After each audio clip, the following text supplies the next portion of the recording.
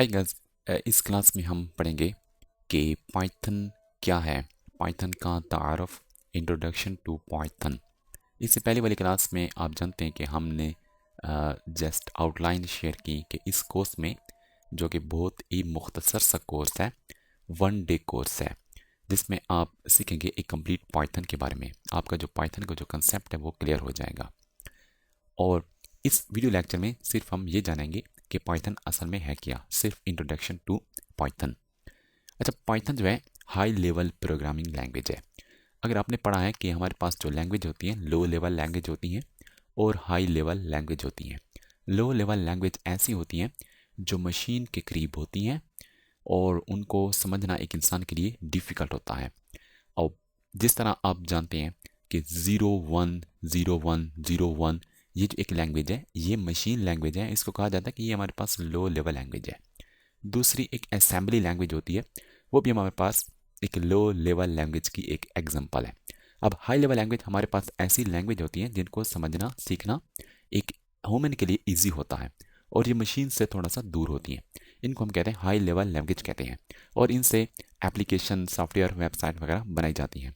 अब इसकी मिसाल हमारे पास है, जिस तरह C++ है और जावा है, PHP है, ये हमारे पास सारे हाई लेवल लैंग्वेज हैं। सेम पाइथन भी एक हाई लेवल लैंग्वेज है, इंटरप्रेटर प्रोग्रामिंग लैंग्वेज। इसको कन्वर्ट करने के लिए, इस हाई लेवल लैंग्वेज को कन्वर्ट करने के लिए मशीन लैंग्वेज में, इस हाई लेवल लैंग्वेज को लो लेवल लैंग्वेज की मशीन लैंग्वेज में कन्वर्ट करने के लिए इंटरप्रेटर यूज़ होता है, कंपाइलर यूज़ नहीं होता।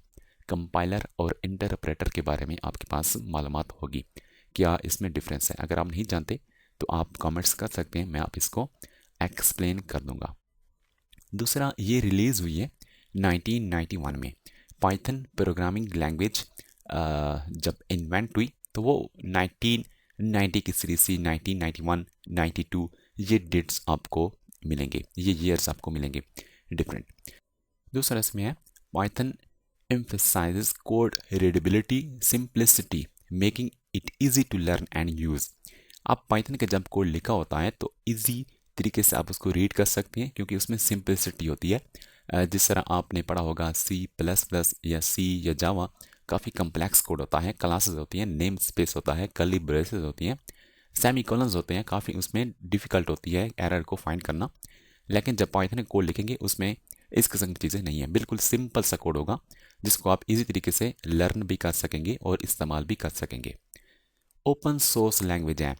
इसको डाउनलोड करने के लिए, इसकी जितनी भी लाइब्रेरीज हैं उनको डाउनलोड करने के लिए आपको कोई पे नहीं करना पड़ेगा। कोई भी लाइब्रेरी है आर्टिफिशियल इंटेलिजेंस से रिलेटेड, डीप लर्निंग से रिलेटेड, डेटा साइंस से रिलेटेड या किसी और मीडिया से रिलेटेड, अगर आप कोई लाइब्रेरी डाउनलोड करना चाहते हैं तो वो फ्री ऑफ कॉस्ट होता है।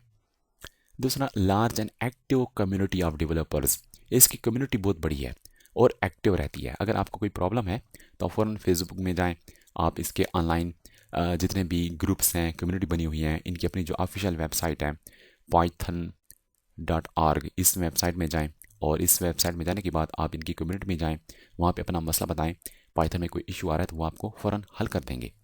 अब इसकी जो कम्युनिटी है वो बहुत बड़ी कम्युनिटी है और एक्टिव भी है, वो फ़ौरन आपको रिस्पांस भी देंगे।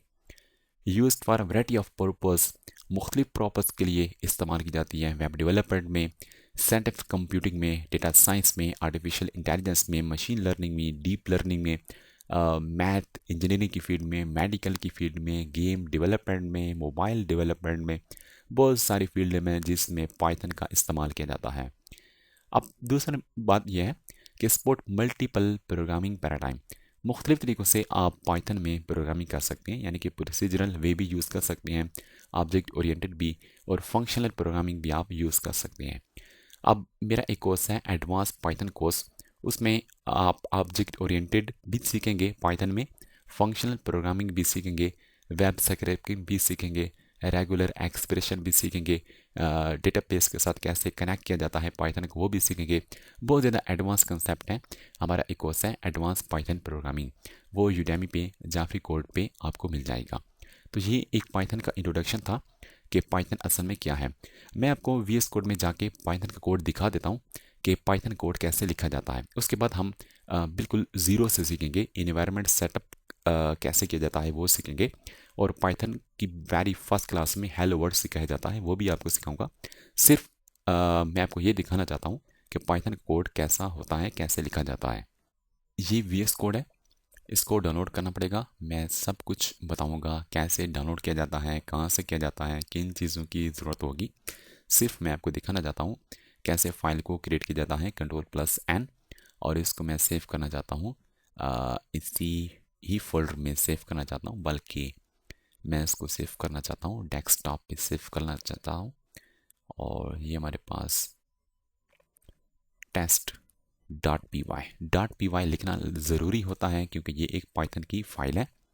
फॉर एग्जांपल मैं यहाँ पे लिखना चाहता हूँ एक प्रिंट स्टेटमेंट, हेलो वर्ल्ड, और कुछ भी नहीं लिखना। जिस तरह C++ में आपको लिखना पड़ता है hash include using namespace int main return 0 get ch method, so different चीज़ें आपको लिखनी पड़ती हैं हेलो वर्ल्ड प्रोग्राम के लिए। लेकिन पाइथन में सिर्फ एक ही लाइन लिख लें तो आपको हेलो वर्ल्ड शो हो जाएगा। अभी मैं टर्मिनल ओपन करता हूँ और उसके बाद मैं कमांड प्रॉम्प्ट में जाता हूँ और मैं नेविगेट करता हूँ कहाँ पे मेरी फाइल है, डेस्कटॉप में है ना, फैसल ज़मीर के अंदर डेस्कटॉप है। तो फैसल ज़मीर के अंदर जाके CD और डेस्कटॉप का नाम लिखूंगा तो वो फोल्डर आ जाएगा, और इंटर को प्रेस करता हूँ, फिर अपनी फाइल का नाम लिखता हूँ पाइथन, और फाइल का नाम है test.py। प्रेस एंटर करता हूँ तो देखिए हेलो वर्ड शो हो रहा है। इसके अलावा और कुछ भी मैं यहाँ पे लिख सकता हूँ। फॉर एग्जाम्पल प्रिंट 2 नंबर को जमा कर रहा हूँ और उसके बाद ये करके देगा 4 आ रहा है। इस तरीके से अगर आप कोई कंडीशन लगाना चाहते हैं, इफ़ फॉर एग्जाम्पल वेरिएबल है मेरे पास a और इसकी वैल्यू है 10,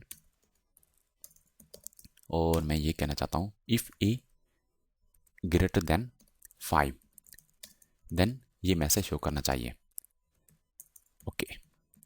अदरवाइज एल्स में आके आपको ये लिखना है प्रिंट नो ओके, ओके।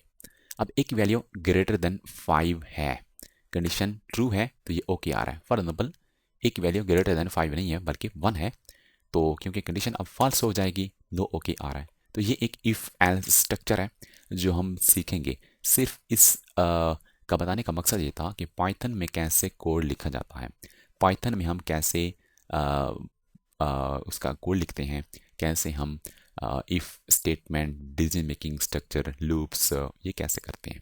तो ये एक बेसिक आइडिया था कि इस तरीके से पाइथन कोड किया जाएगा। तो नेक्स्ट वीडियो लेक्चर में मैं आपको ये बताऊंगा कि आप अपने सिस्टम को कैसे रेडी कर सकते हैं।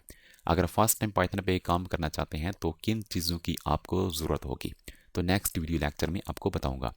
अगर आपके जहन में कोई क्वेश्चन है, अगर आपके जहन में कोई कन्फ्यूजन है, तो आप मेरे व्हाट्सएप नंबर से फ्री सपोर्ट ले सकते हैं। शुक्रिया।